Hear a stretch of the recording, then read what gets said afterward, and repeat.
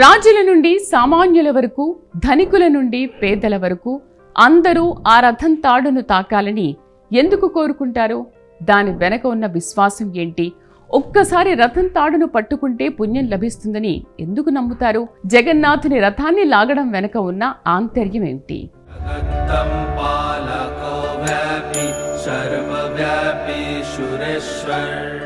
నమస్కారం. పూరి జగన్నాథ రథయాత్రలో అత్యంత ఉత్కంఠ భరితమైన ఘట్టం ఏదైనా ఉందంటే అది రథాన్ని భక్తులు లాగడం.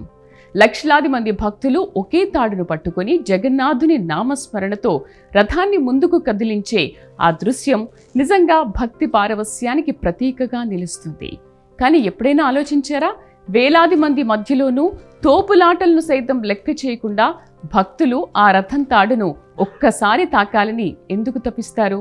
ఆ రథాన్ని లాగడం వెనక ఉన్న ఆధ్యాత్మిక రహస్యం ఏమిటి? భక్తులు ఎందుకు దీన్ని మహాభాగ్యంగా భావిస్తారు? తెలుసుకుందాం ఈరోజు భక్తి ప్రదంలో.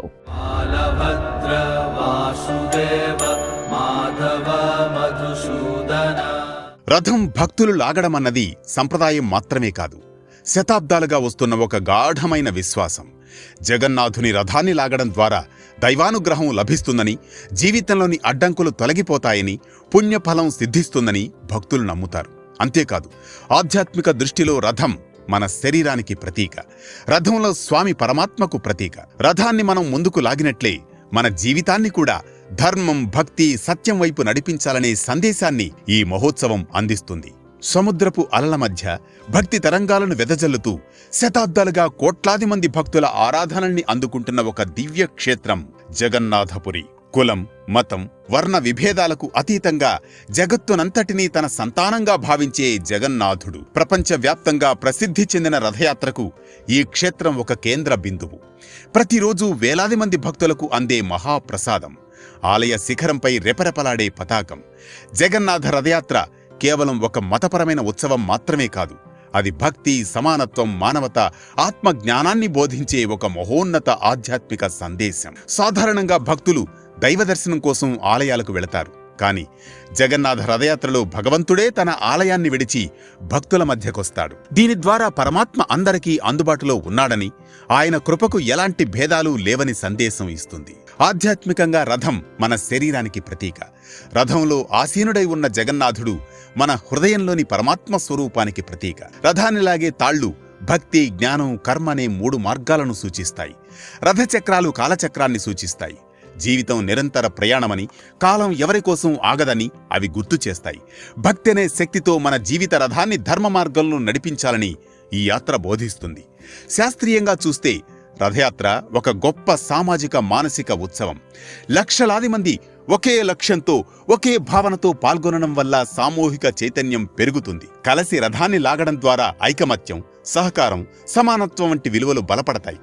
భక్తి గీతాలు, జపం, సామూహిక ప్రార్థనలు మనస్సుకు ప్రశాంతతను అందించి ఒత్తిడిని తగ్గిస్తాయి. అందుకే రథయాత్ర కేవలం ఒక ఉత్సవం మాత్రమే కాదు, వ్యక్తి, సమాజం, ఆధ్యాత్మికతలను ఒకే తాటిపైకి తీసుకువచ్చే మహత్తర సాంస్కృతిక సంప్రదాయం. భగవంతుడు అందరివాడు, జీవితం ఒక యాత్ర, భక్తి ఆ యాత్రకు ఓ మార్గదర్శి అని అర్థం. ఆధ్యాత్మికంగా రథాన్ని లాగడం అంటే భగవంతుని సేవ చేయడం, ఆయన కృపకు పాత్రులు కావడం అని భావిస్తారు. ఇక ఆరోగ్యపరంగా చూస్తే రథాన్ని లాగేటప్పుడు శరీరంలోని అనేక కండరాలు పనిచేయడం వల్ల శారీరక వ్యాయామం కూడా జరుగుతుంది. అందుకే రథం అనే పదం వినగానే మనకు జగన్నాథుని దివ్య రథమే గుర్తుకొస్తుంది. శరీరమే రథం, బుద్ధి సారథి, మనస్సే పగ్గాలు, ఇంద్రియాలే గుర్రాలని చెబుతాయి ఉపనిషత్తులు. మన జీవితం కూడా ముందుకు సమున్నతంగా సాగాలంటే మనసు, బుద్ధి, సంకల్పం, కృషి అన్నీ సమన్వయంతో పనిచేయాలని తెలియజేస్తుంది ఈ జగన్నాథ రథయాత్ర. ఆధ్యాత్మిక కోణంలో చూస్తే ప్రతి మనిషి జీవితము ఒక రథమే.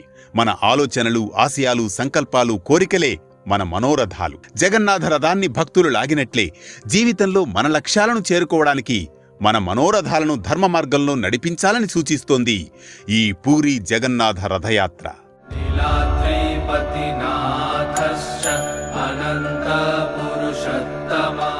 ఇలాంటి మరో ఆసక్తికర అంశంతో మళ్ళీ కలుస్తుంది మీ మదిని వెలిగించే భక్తి దీపం, మీ జీవితాన్ని నడిపించే దివ్యపథం.